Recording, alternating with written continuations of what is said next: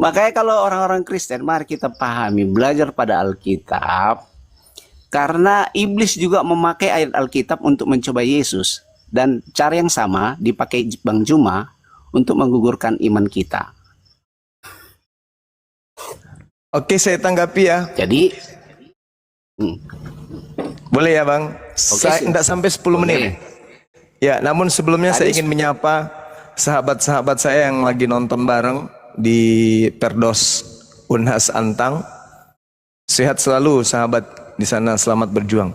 Jadi gini kawan, Yesus kan ditanya, apa tanda kedatanganmu? Maksudnya tanda kedatanganmu itu apa? Sederhana loh itu. Apa tanda kedatanganmu? Paham tidak pertanyaan itu? Maksudnya kalau kamu datang itu tanda-tandanya apa? Lah Yesus dengan gamblang menjelaskan, kalau aku yang datang begini. Kalau ada yang mengaku aku tapi tidak begitu, jangan kau percaya. Sekali lagi saya katakan, guru, apa tanda kedatanganmu? Kedatanganku tandanya seperti kilat ya. Sekarang pertanyaan saya apa di tuh? situ ada lagi, apa tanda kedatanganmu dan tanda kesudahan dunia. Itu harus abang lanjutkan di situ. Jangan kau potong-potong. Oke. Tetapi apa orang pun kau bawa kepada narasi caramu berpikir. sekarang coba anda oke. Saya mungkin Anda mengatakan saya keliru. Boleh Anda bacakan data nomor 23-nya sampai nomor 26-nya? Silakan. Dan apa tanda kesudahannya kan? Anda bantah argumentasi saya kan? Oke, silakan Anda baca. Silakan. Oke. Ayat 23. Ayat 23. Yes. Ya. Pada waktu itu seluruh umat Kristen begionda dengarkan, listen. Pada waktu itu jika orang berkata kepada kamu, lihat Mesias ada di sini atau Mesias ada di sana, jangan kamu percaya. Ayat 24. Sebab Mesias palsu dan nabi-nabi palsu akan muncul dan mereka akan mengadakan tanda-tanda yang dahsyat dan mujizat-mujizat sehingga sekiranya mungkin mereka menyesatkan orang-orang pilihan juga. Ayat 25. Camkanlah, aku sudah mengatakannya terlebih dahulu kepadamu. Ayat 26. Jadi apabila orang berkata kepadamu, lihat ia ada di padang gurun, janganlah kamu percaya ke situ. Atau lihat ia ada di dalam bilik, janganlah kamu percaya. Ayat 27 jawabannya. Sebab sama seperti kilat memancar dari sebelah timur dan melontarkan cahayanya sampai ke barat, demikian pula lah kelak Yesus anak manusia itu akan datang, di mana di mana ada bangkai, di situ burung najar berkerumun. Ini adalah pernyataannya kelak di akhir zaman. Sewaktu Yesus bersama dengan Paulus itu bukan akhir zaman kan ku bilang Bang Juma. Itu hanya khusus Yesus memilih Paulus. Ya, dia mau menobatkan Paulus agar bisa Paulus itu menyebarkan Injil. Itu bukan akhir zaman Bang Juma. Jadi Bang Juma itu guru palsu. Silakan. Baik. Ibu ngerti kata kamu di situ? Kamu itu siapa? Iya, pada saat itulah di sekitarnya itu kamu. Kamu itu siapa? Jujur dong. Kamu itu siapa? Iya, pada murid-muridnya. Murid-muridnya. Terus kenapa ibu? Kenapa ibu larinya ke luar negeri? Pada waktu itu pada waktu itu jika orang berkata kepada kamu, kepada siapa? Kepada kamu, murid-muridnya pada saat itu. Murid-murid pada saat itu. Lihat Mesias ada di sini, ada Mesias di sana. Jangan kamu percaya. Siapa di zaman Yesus di luar murid Yesus yang pernah mengaku bertemu dengan Mesias? Siapa? Itu nanti kelak di akhir zaman Bang Juma. Berarti maksud Ibu Darni ini bukan murid Yesus pada saat itu Bang Juma. Hah? Hah? Bukan nanti pada saat itu kejadian itu. Nanti kelak di akhir zaman Jadi ini menurut Bu akan Darni, banyak nabi-nabi palsu. jadi pengajar menurut Ibu palsu seperti Bang Juma. Bang Juma itu Berarti- pengajar palsu. Berarti Bu Darni murid Yesus ini masih hidup sampai hari ini. Ya saya sudah murid Yesus. Nah inilah Atas kalau Anda tanya penginjilannya. saya gila. Kan disuruh penginjilan. Yesusnya Loh, tidak emangnya berbicara murid Yesus hanya kepada Bu 12? Darni. Emangnya murid Yesus hanya 12 Bang Juma? Murid Yesus berbicara itu kepada sampai siapa ke ujung saat bumi. itu? Saat itu pada Oke, saat Bang itu pada Juma. murid-muridnya. Oke, Bang Murid-muridnya. Tapi kan sudah menyebar itu, menyebar. Jadi ayat ini Bang Juma, dengar kau dulu Bang Juma. Bang Juma itu pengajar sesat Bang Juma.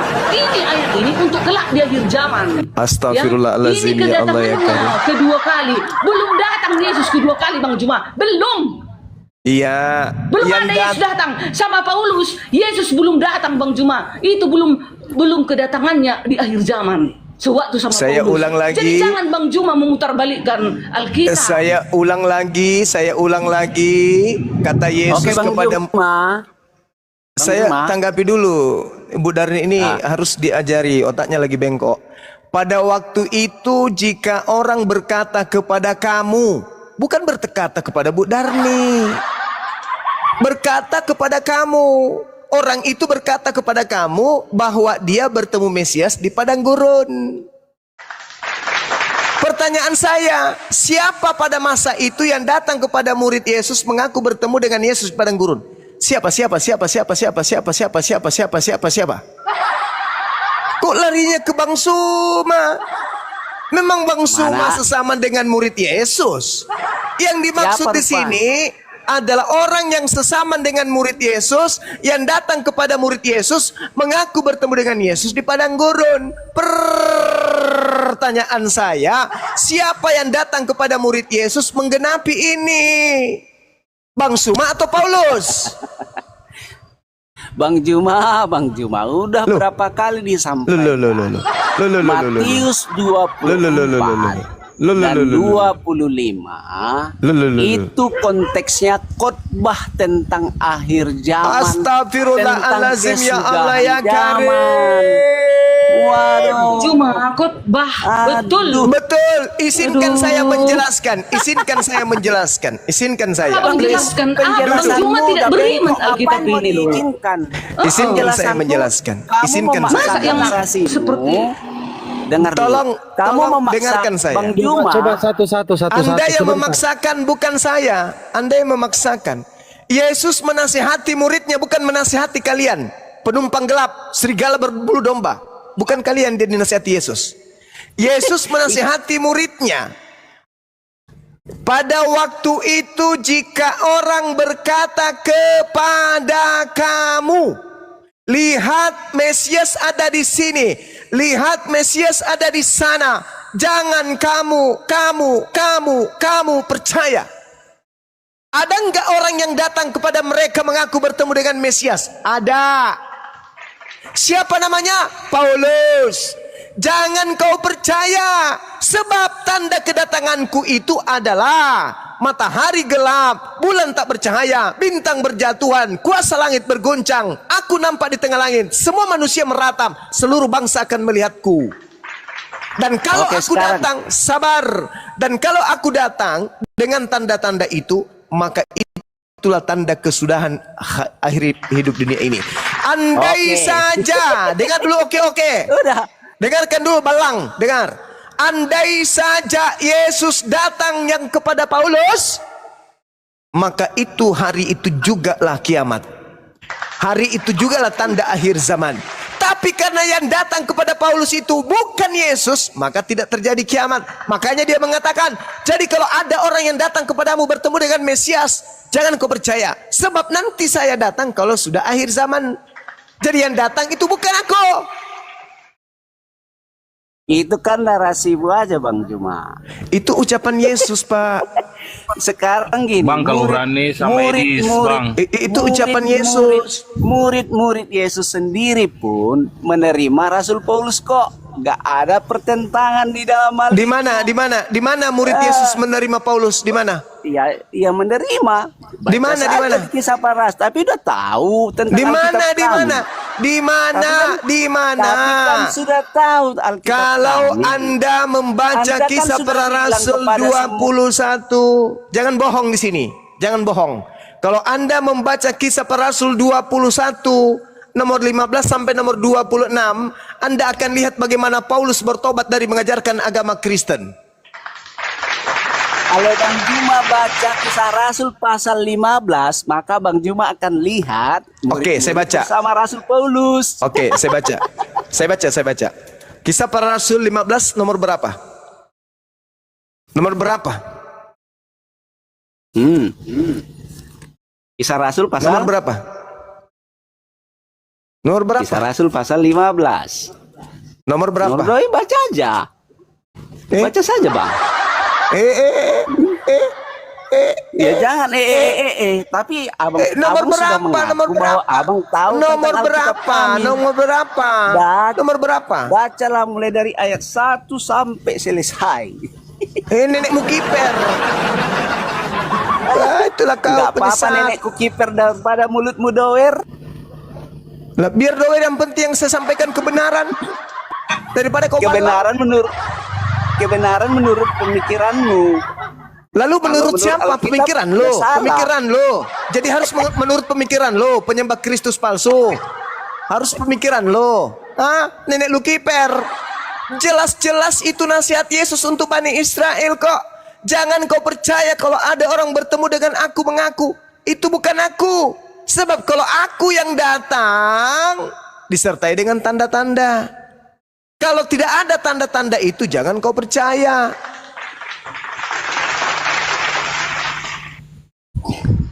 Memang sakit, menyakitkan memang, tapi itulah kebenaran. Aduh, nggak Saya sakit loh, Bang harus Juma. Enggak, Bang sampaikan. Juma.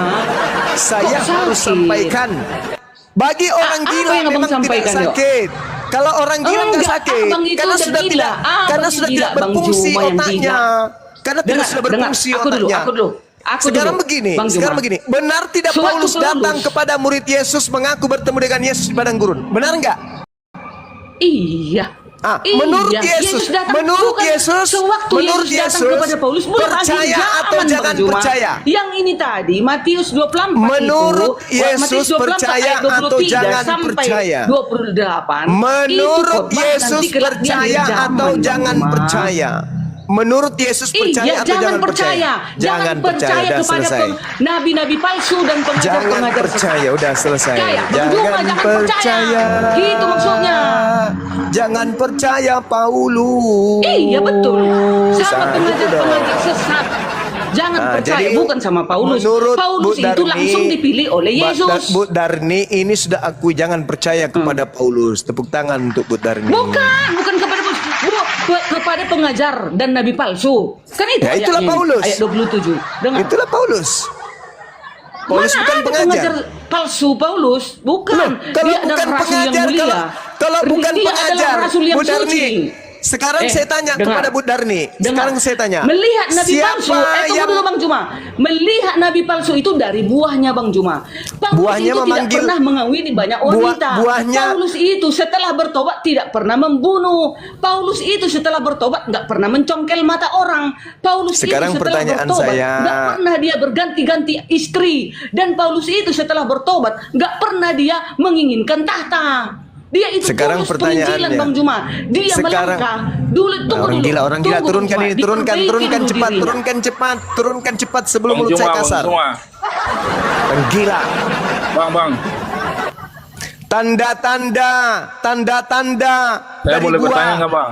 Tanda-tanda dari buah Nabi palsu Darni. Dengarkan Bu Darni, dengar. Dia akan memanggil aku Tuhan. Dia akan bernubuat pakai namaku. Dia akan mengusir setan pakai namaku. Dia akan bermujizat pakai namaku. Jangan kau karang-karang buah-buahnya. Itu koplak namanya. Itu namanya kamu pelacur agama.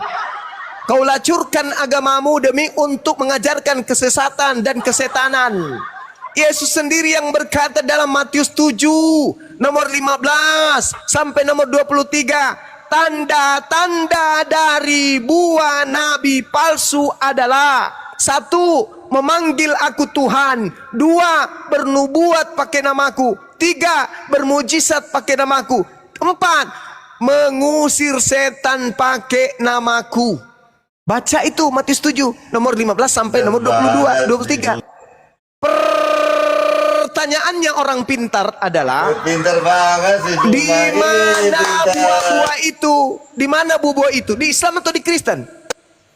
Benar, pintar sekali. Kasih kesempatan buat kita bertanya bang. Di mana buah-buah itu? Di Islam atau di Kristen? Sebutkan keturunan Ismail. Oke bang. Satu Di aja. mana Bang Juma. buah-buah itu? Di Islam atau di Kristen? Bang Juma, Kisah Rasul 15. Dah, Sudah. selesai.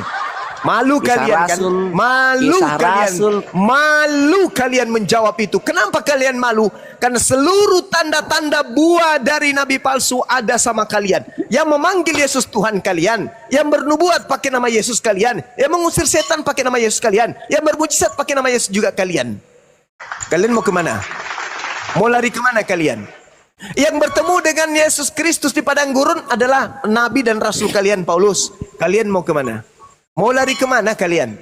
Ayo, Setuju, yang Bang. menerima tanda Yunus, yaitu keluar dari kubur pada hari ketiga kalian. Kalian mau kemana, Cak Ayu?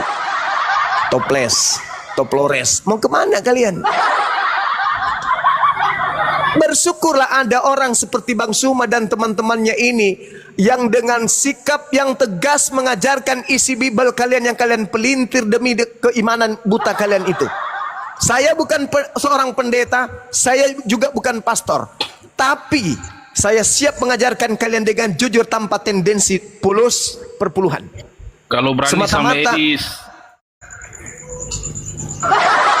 Semata-mata untuk mengajarkan kalian supaya kalian itu meninggalkan ajaran penyembahan terhadap Kristus palsu. Itu aja. Juma boleh bertanya Pak? Silakan. Abang, saya mau Iya. tanya. Abang, Silakan. apa? Ya bang, suaranya kecil bang. Coba Bang diperbesar Afida lagi mic-nya. barakallah fix. Silakan. Al-Afida, suka. Ya bang Lomen, suaranya agak dikencengin bang. Silakan.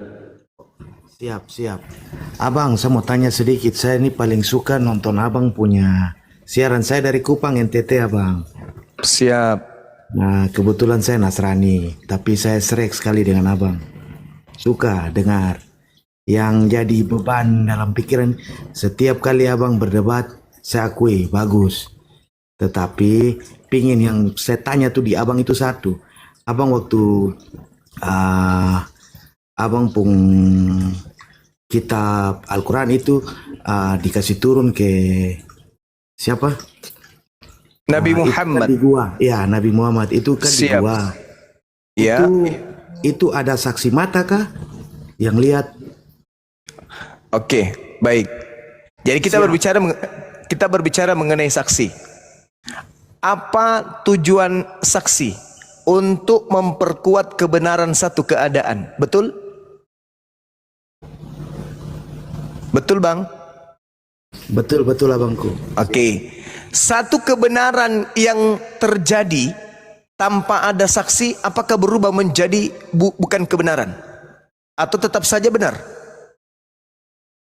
Pakai itu kita berpikir pakai akal sehat ya. Benar. Ya, benar. Kebenaran tanpa saksi tetap aja benar. Contoh Bang ya, contoh. Tidak ada saksi melihat seorang wanita digauli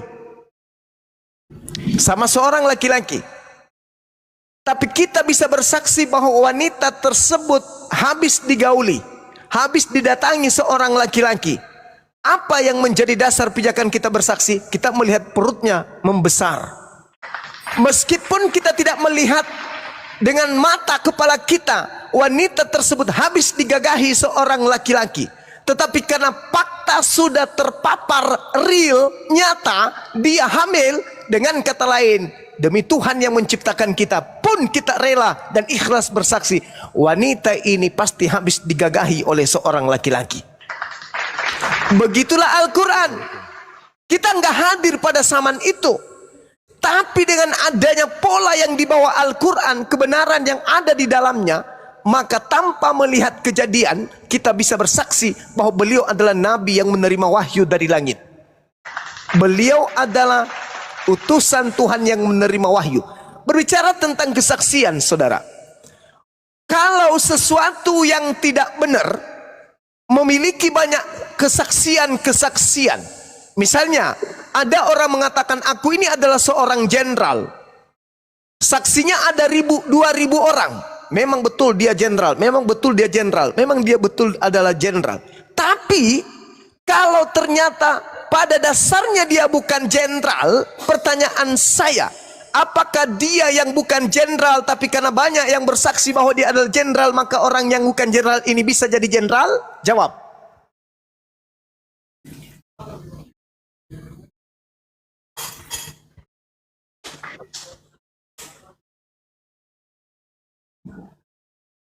Bang Lomen, dijawab Bang Lomen.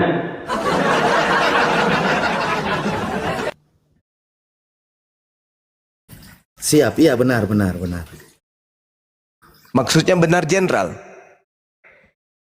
Iya, tergantung dari masing-masing pemikiran toh kakak. Kalau ada orang yang bukan jenderal, tapi ada 2.000 orang bersaksi dia adalah jenderal, apakah ketidakjeneralan orang tersebut menjadi jenderal? Bisa menjadi jenderal toh? Hah? Tapi dia bukan jenderal. Tidak. Karena kesaksian-kesaksian palsu 2.000 orang tersebut. Tapi saya tanya dulu, itu dia mengaku dari anggotanya mengaku jenderal itu, apakah mereka ada kaitannya dengan dia atau tidak? Bukan. Orang ini bukan jenderal, tapi banyak orang bersaksi bahwa dia adalah jenderal. Apakah dia yang bukan jenderal karena banyak saksi-saksi palsu mengatakan dia jenderal, maka dia adalah jenderal? Sabar, saya masih bingung di pertanyaan abang. Begini saudara, ada seorang rasul, tapi bukan rasul. Banyak orang yang bersaksi bahwa dia adalah rasul, tapi dia bukan rasul. Pertanyaan saya, dia yang bukan rasul, tapi banyak orang yang bersaksi palsu dia rasul, apakah orang tersebut bisa jadi rasul? Kalau orang itu bersaksi palsu, dia bukan rasul, tapi banyak orang di sekelilingnya kemudian mengatakan dia adalah rasul. Apakah dia yang bukan rasul ini menjadi rasul karena kesaksian-kesaksian palsu? Jadi rasul palsu. Jadi rasul tapi palsu. iya betul. Itulah yang Yesus katakan saudara di dalam Yohanes 8 nomor 15, nomor 16, 17, 18. Apa kata Yesus? Engkau menghakimi orang, aku tidak menghakimi siapapun. Tapi kalau aku menghakimi seseorang, maka kesaksianku itu sah. Sebab aku tidak seorang diri, melainkan aku bersama dengan Bapa. Bukankah di dalam kitab Tauratmu dikatakan 2 saksi adalah sah? Akulah yang bersaksi tentang diriku dan Bapa yang bersaksi tentang aku. Berarti kesaksian kenabian Yesus, kesaksian kerasulan Yesus, hanya dia dan Bapaknya yang tahu. Begitulah Nabi Muhammad. Tidak perlu ada saksi. Kenapa? Karena dia Nabi. Yang disebut Nabi, hanya dia yang mendapatkan wahyu, bukan orang di sekelilingnya. Jadi tidak perlu saksi. Sama seperti Nabi Musa. Ada nggak saksi ketika dia menerima Torah di atas bukit Sinai? Siapa saksinya? Nggak ada. Cuman dia dengan Elohim saja. Tapi kenapa orang-orang percaya kalau dia itu adalah Nabi? Karena ajarannya. Ajarannya menghantarkan Bani Israel selamat yang mengikutinya. Begitu juga apa saksi kenabian Nabi Muhammad? Kenabian Nabi Muhammad, seluruh umat manusia di atas muka bumi yang beriman kepadanya adalah saksi. Saya bersaksi, wanita ini pernah digauli. Tapi saya tidak melihat pada saat dia digauli. Tapi saya yakin sepenuh hati, dia habis digauli. Apa? Karena mata saya melihat perutnya membesar, hamil. Habis di USG, hamil. Jenis kelamin yang ada dalam janinnya itu laki-laki. Berarti tanpa saya melihat dia habis digauli, saya berani bersaksi wanita ini habis digagahi oleh seorang laki-laki. Apakah kesaksian saya salah? Benar. Jadi kebenaran itu tidak butuh saksi. Betul abang, maksudnya begini, kalau lari perumpamaan ke wanita hamil, abang kan lihat wanita itu hamil, walaupun abang tidak lihat dia digauli oleh siapapun, tetapi dia kan digauli oleh suami. Contoh, dia sudah bersuami, ya otomatis suaminya yang menghamilinya dia, begitu. Tapi kalau abang punya narasi ini kan lari seolah-olah wanita itu mungkin digauli oleh sekelompok orang atau bagaimanakah tiba-tiba dia hamil. Nah, kita memang lihat dengan mata kepala abang. Itu yang dinamakan narasi abang berpikir untuk sesuatu yang nyata. Kita lihat dengan nyata. Tapi begini, masalah saya akui abang memang orangnya pandai, pintar. Tetapi dalam perkataan abang semua, abang larinya ke contoh ke Alkitab. Terus pertanyaan-pertanyaan kita abang pakai ke Alkitab. Memang betul, tetapi pertanyaan kita ini kan menyangkut agamanya abang. Begitu. Maksud saya pingin maksudnya kalau ditanya sama orang Kristen, abang coba pakai dari abang punya. Begitu. Jangan samakan dengan Nasrani. Begitu. Terus kalau orang Muslim kalau tanya ke abang kan bawa mereka ke narasinya orang Muslim. Begitu. Tidak ada, saya minta maaf, saya tidak ada mau begini begitu, tidak. Baik. Maksudnya mau searah begitu abang. Baik. Kalau itu yang Anda minta, dengarkan. A'udzubillahi minasyaitonirrajim. Qul kafa billahi syahida baini wa bainakum innahu kana bi ibadihi khabiran basira. Katakanlah wahai Nabi Muhammad, cukuplah Allah menjadi saksi antara aku dan kamu sekalian. Dan sungguh dia Allah maha mengetahui, maha melihat akan hamba-hambanya. Dalil yang lain, lakinillah yashhadu bima anzala ilaika anzalahu bi ilmi wal malaikatu yashhadun wa kafa billahi syahida. Tetapi Allah menjadi saksi atas Al-Quran yang diwahyukan kepadamu wahai Nabi Muhammad. Dialah yang menurunkan ilmunya dan para malaikat pun menyaksikan, dan cukuplah Allah menjadi saksi. Dalil. Lepas daripada itu saudara, Nabiku Nabi Muhammad menerima wahyu. Setelah dia menerima wahyu, dia sampaikan kepada kerabatnya, keluarganya menjadi saksi. Habis itu saudara disampaikan kepada para sahabatnya. Habis itu saudara disampaikan kepada orang seangkatannya pada masanya. Habis itu saudara disampaikan kepada orang sekampung, sekecamatan, sekabupaten, senegara, sedunia. Dan mereka semua bersaksi tentang itu. Keluarganya bersaksi, sanak famili, handai tolan, sahabat bersaksi, dan seterusnya. Pertanyaan yang sama ketika saya bertanya kepada Anda tentang saksi. Siapa saksi yang melihat Yesus berfirman kepada Lukas? Siapa saksi ketika Yesus berfirman kepada Paulus kitab Roma, kitab Galatia, kitab Filipi, kitab Efesus, Filemon, dan seterusnya? Tunjuk satu orang menjadi saksi ketika Yesus datang memberitakan Injil kepada Paulus tentang 13 buku ini. Anda butuh waktu berapa ratus tahun untuk menjawab?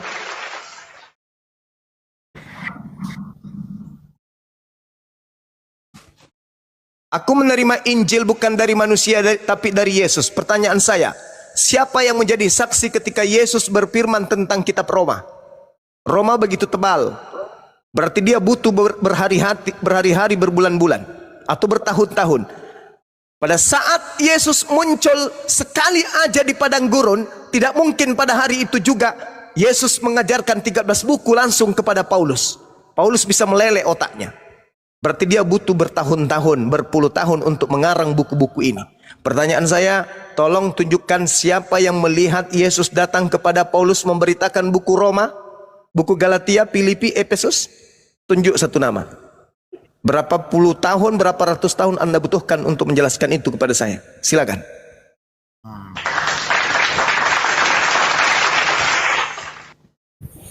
Silakan ya untuk teman-teman Kristen, Bang Rostrom, Levan sama Lomen, kalau bisa dijelaskan silakan.